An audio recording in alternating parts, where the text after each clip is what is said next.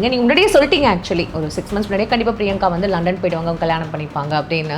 பிரியங்காவுக்கும் DJ வசி 2 பேருக்கும் ஒரு 10 முதல் 15 வயது வித்தியாசம் 2 பேருக்கும். இதுதான் இண்டஸ்ட்ரியில் உள்ள செய்தி. பிரியங்காவுக்கு திருமணமானது 2016, 22 டைவர்ஸ் பண்ணுறாங்க. 22 டைவர்ஸ் பண்ணுகிற காலம் தொட்டு வசி கூட நட்பில் இருக்காங்க. அப்போ இந்த செய்தி அவங்க வெளிநாடுகளுக்கு போவது, கனடாக்களுக்கு போவது, லண்டன் போவதெல்லாம் வசியுடைய நிகழ்ச்சியில் கலந்து கொள்வதற்காக. லண்டனில் முக்கியம். ஆமாம் ஆமாம். அப்போ வசிக்கு திருமணமாகி ஏற்கனவே அவருக்கு ஒரு குடும்பம் இருக்காங்க. இந்த அம்மா கனடாவுக்கும் லண்டனுக்கும் போகுது. கனடாவில் லண்டன்லேயும் யார் இருக்கான்னா நம்ம வசி தான் இருக்கு. வசி தான் ஆறுதல், வசி தான் பிரியங்காவுக்கு அடைக்கலம். 1 மாத காலம் அந்த வசியுடைய அரவணைப்பில் தான் அந்த அம்மா இருக்குது. இதெல்லாம் கடந்த கால கதை. இப்போ வசியை திருமணம் செய்தது என்பது ஒரு பெரிய செய்தி அல்ல. ஏன்னா வசியோடு நீண்ட நாள் தொடர்பில் இருப்பதற்கான ஆதாரங்கள், பல நிகழ்ச்சிகள் அந்த அம்மா கலந்துக்குதுன்னு வீடியோ ஆதாரங்கள் கிடைக்குது. விஜய் டிவிலேருந்து நிறைய பேர் போகலை அப்படிங்கிறாங்க. 2வது பிரியங்காவுடைய அம்மா தான் கட்டாயப்படுத்தி திருமணமே வேண்டான்னு சொல்கிற பிரியங்காவை கட்டாயப்படுத்தி உனக்கு பிற்காலத்தில் ஒரு உதவி தேவை, நீ திருமணம் செஞ்சுக்கோ, அம்மாவுடைய பேச்சை தட்ட முடியாமல் தான் நான் வசியை திருமணம் பண்ணேன்னு. அவங்களோட எக்ஸ்கானவர் வந்து நிறைய ஹெல்ப் பண்ணியிருக்காரு, உங்களுக்கு பேக்ரவுண்டில் இருந்து சப்போர்ட் பண்ணதாக பேசப்படுதே சார். பேசப்படுறதுனால தான் டைவர்ஸ் ஆகுது. என்ன காரணம்னா, கணவரோடு கூட ஒரு ரிலேஷன்ஷிப்பில் இருக்க முடியாத பிரியங்கா எப்படி சக கலைஞர்களோடு நட்பாக இருக்கும்? ஒரு ஷோவை லைவாக பண்ணி எல்லார்கிட்டையுமே வந்து அந்த பேர் வாங்குறதுன்றது ரொம்ப கஷ்டம் இல்லை சார். மணிமேகலை கண்ணீரும் கம்பளையோடு வெளியேறுத என்ன காரணம்? விஜய மாறு வேஷத்தில் பாரிஸில் சுற்றி இருக்கார். ஒரு கடந்த போன வாரம் நடிகர் தமிழ் நிறைய பேர் அவர் பார்த்துருக்காங்க. நண்பர்களோடு போய் அவர் பாரிஸில் இருந்திருக்கார். பாரிஸ் வந்து ஒரு இன்டர்நேஷ்னல் ரொமான்ஸ் சிட்டி.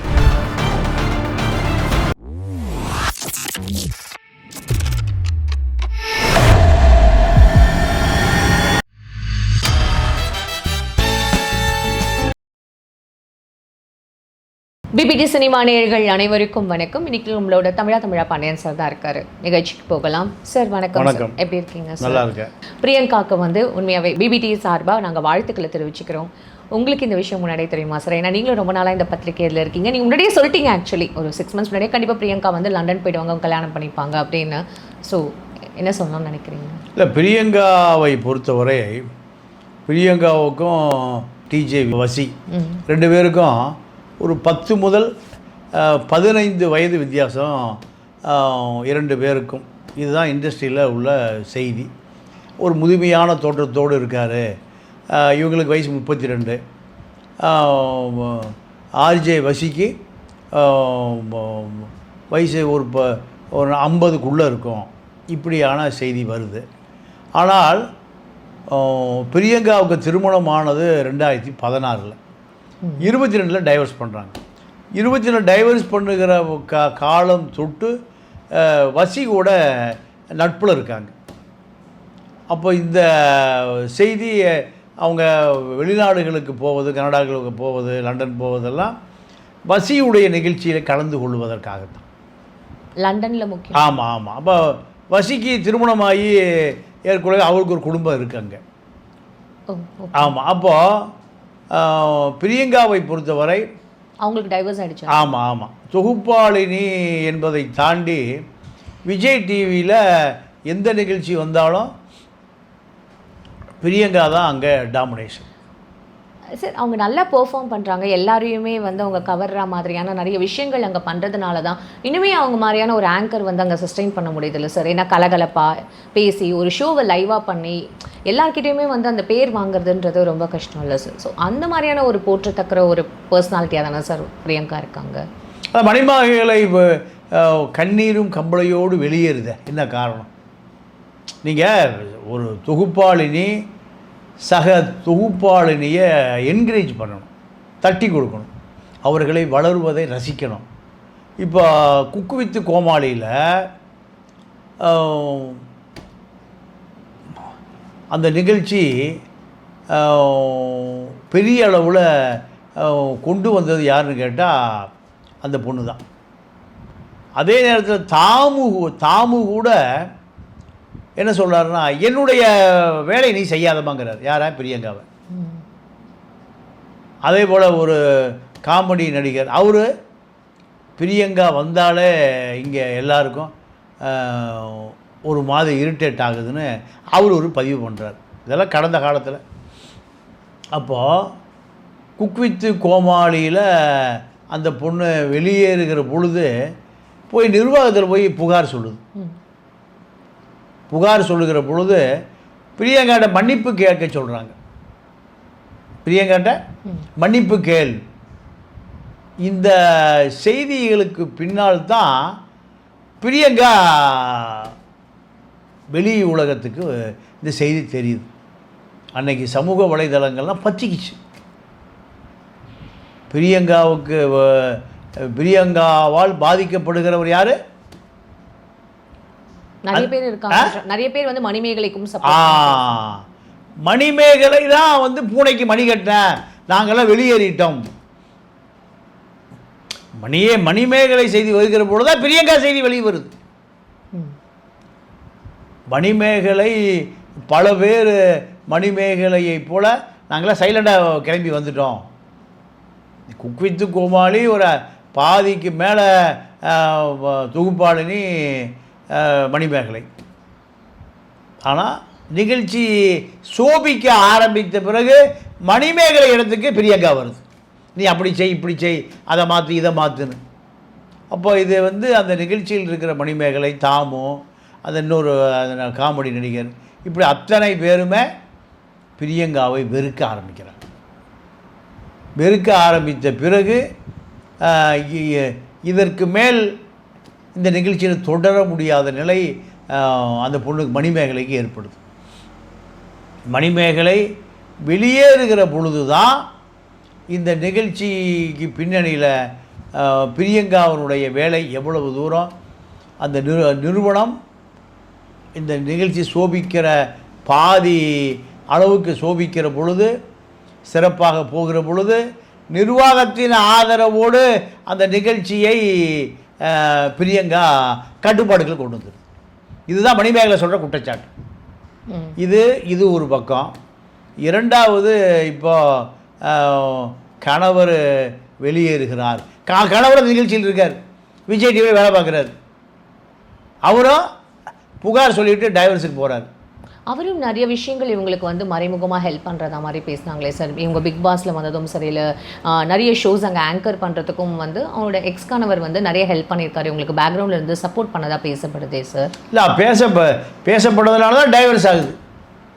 என்ன காரணம்னா, நீங்கள் கணவரோடு கூட ஒரு ரிலேஷன்ஷிப்பில் இருக்க முடியாத பிரியங்கா எப்படி சக கலைஞர்களோடு நட்பாக இருக்கும்? அப்போது அந்த நேரத்தில் விஜய் டிவியிலேருந்து வெளியேறி இந்த அம்மா கனடாவுக்கும் லண்டனுக்கும் போகுது. ஏன்னா கனடாவில் லண்டன்லேயும் யார் இருக்கான்னா நம்ம வசி தான் இருக்க. வசி தான் ஆறுதல், வசி தான் பிரியங்காவுக்கு அடைக்கலம். ஒரு மாத காலம் அந்த வசியுடைய அரவணைப்பில் தான் அந்த அம்மா இருக்குது. இதெல்லாம் கடந்த கால கதை. இப்போ வசியை திருமணம் செய்தது என்பது ஒரு பெரிய செய்தி அல்ல. ஏன்னா வசியோடு நீண்ட நாள் தொடர்பில் இருப்பதற்கான ஆதாரங்கள், பல நிகழ்ச்சிகள் அந்த அம்மா கலந்துக்குதுன்னு என்ன கிடைக்குது, வீடியோ ஆதாரங்கள் கிடைக்குது. அவங்களே போட்டிருக்காங்களே சார், அவங்க ஈவெண்ட்டில் வந்து பார்ட்டிசிபேட் பண்ண அந்த ஒரு விஷயங்கள்லாம் அவருமே ஷேர் பண்ணியிருக்கிறதா இன்ஸ்டா பேஜ்லேயும், இவங்களுமே இன்ஸ்டா பேஜில் ஷேர் பண்ணியிருக்கிறதா வந்து சொல்லப்படுதே சார். ஸோ இது மறைமுகமாக எந்த ஒரு இல்லை சார். இப்போ இந்த திருமணத்துக்கு கூட நிறைய பேருக்கு அழைப்புதல் இல்லை, ஒருமே க்ளோஸ் ஃப்ரெண்ட்ஸ். ஆமாம், விஜய் டிவிலேருந்து நிறைய பேர் போகலை அப்படிங்கிறாங்க. ரெண்டாவது, பிரியங்காவுடைய அம்மா தான் கட்டாயப்படுத்தி திருமணமே வேண்டான்னு சொல்கிற பிரியங்காவை கட்டாயப்படுத்தி உனக்கு பிற்காலத்தில் ஒரு உதவி தேவை, நீ திருமணம் செஞ்சுக்கோ, இப்படி அம்மாவுடைய பேச்சை தட்ட முடியாமல் தான் நான் வசியை திருமணம் பண்ணேன்னு இப்போ அந்த அம்மா சொல்லுகிறேன். அது அவங்களுடைய சொந்த பிரச்சனை. பிரியங்காவை பற்றி நான் ஏன் பேச வேண்டி வருகிறதுன்னு சொன்னால், சக தொகுப்பாளிகளை கூட சரியாக வைத்து கொள்ளாமல் பழிவாங்கப்படுகிற நபராக பிரியங்கா இருக்கிறார் என்ற குற்றச்சாட்டு தான் நம்ம விமர்சனம் பண்ணுறோம். வஷின்றவர் யார் சார்? அவர் ஒரு ஈழத்தமிழர். நீங்கள் லண்டன் கனடாவில் ஒரு பெரிய இசைக்குழு வச்சுருக்காரு. அவர் இந்த ஈழத்தமிழர்களுடைய இசைக்குழு, அங்கே இருக்கக்கூடிய ஈவெண்ட்டு, திருமண நிகழ்ச்சி, இது போன்ற நிகழ்ச்சிகளில் கலந்து கொள்ளக்கூடியவர். நீண்ட நாளாக இதே சொல்லியிருக்காரு. அவங்க அண்ணனும் இருக்கார் லண்டனில் தான். அவர் லண்டன். ஓகே. அப்போது இந்த இசைக்குழுவோடு நீங்கள் விஜய் டிவி தொடர்பில் இருக்குது, நீண்ட நாள் தொடர்பு இருக்குது. அதில் தான் பிரியங்கா வசிக்கு நீண்ட நாள் நட்பு. இவங்க இந்த இசைக்குழு ஐரோப்பாவில் ஒரு புகழ் வாய்ந்த இசைக்குழு. இவர் நிறைய ஆல்பம் போட்டிருக்காரு. நிறையா இசை சம்பந்தமாக பல்வேறு நிகழ்ச்சி நடத்தியிருக்காரு. ஈழத்தமிழர்களுடைய நடத்துகிற மிக பிரம்மாண்ட நிகழ்ச்சியில் பூரா வசியுடைய நிகழ்ச்சி இருக்கும்.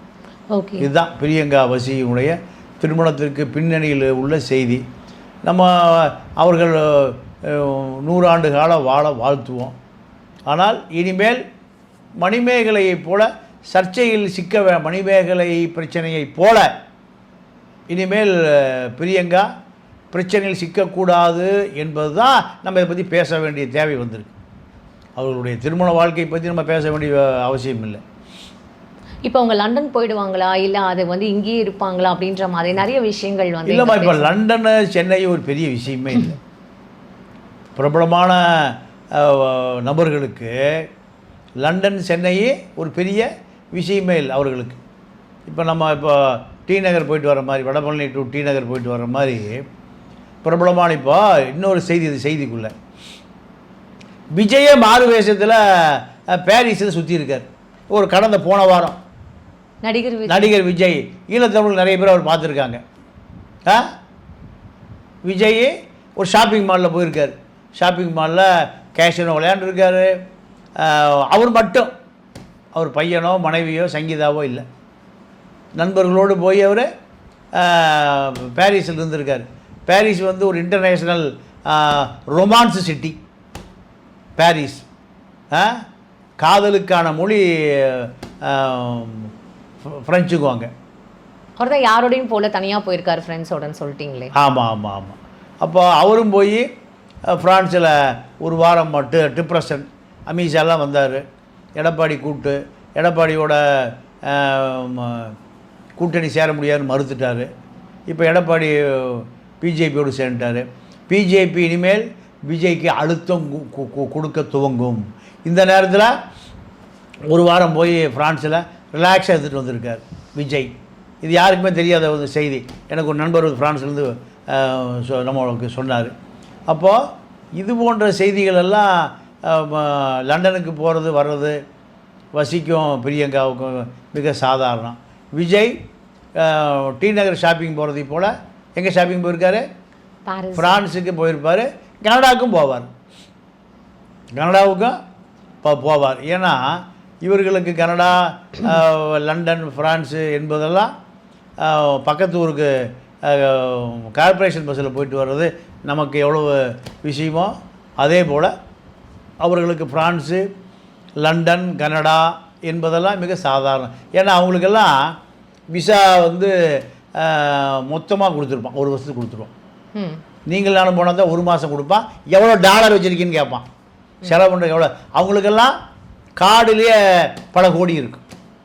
ஒரு கிரெடிட் கார்டுலேயே பல கோடி இருக்குது. அதனால் அவங்களாம் க்ரீன் கார்டு ஹோல்டர். நம்ம அந்த க்ரீன் கார்டை எங்கே போய் பார்க்குறது? சாதாரண நபர்கள் கருப்பு கார்டை கூட பார்க்க முடியாது. நம்ம இங்கே க்ரீன் கார்டு ஹோல்டராக ஆக முடியும். சார் சார் ஓகே, இப்போ இவ்வளோ பேசிட்டு இருக்கும்போது இந்த பிரியங்காவோட கல்யாணம் இப்போ இவ்வளோ பரபரப்பாக பேசப்படுறது, அவங்களும் ஒரு நார்மல் ஒரு தொகுப்பாளினி தானே சார், அவங்களுக்கும் நிறைய வந்து எக்ஸ்பெக்டேஷன்ஸ் இருக்கும்ல. பட் எல்லாத்தையும் தாண்டி ஏன் சார் பிரியங்கா அவங்களோட கல்யாணம் மட்டும் இவ்வளோ பரபரப்பாக பேசப்படுது? காரணம் அந்த மணிமேகலை போல பல மேகலைகளை இவங்க விஜய் டிவிலேருந்து விரட்டி விட்டாங்க. இதுதான் மணிமேகலையுடைய கண்ணீருக்கு பதில் சொல்ல வேண்டிய தேவை வந்துருச்சு. அதுதான் பிரியங்கா இவ்வளவு பிரச்சனை. விஜய் டிவி நிர்வாகத்துக்கு இந்த விஷயம் தெரியாம, விஜய் டிவி நிர்வாகம் முழுக்க பிரியங்காவுக்கு ஆதரவு. பிரியங்கா விஜய் டிவி நிர்வாகத்தில் கூடிய அத்தனை பேருடைய ஆதரவு பெற்ற ஒரே வேட்பாளர் பிரியங்கா தான். அதனால தான் இப்போ பிரியங்காவிட்ட போய் மன்னிப்பு கேளுன்னு மணிமேகலையை அனுப்பியது மணிமேகலையால் ஏற்றுக்கொள்ள முடியவில்லை. பல மணிமேகலை வெளியேறுவதற்கு தான் காரணம். நன்றி சார். நன்றி, வணக்கம்.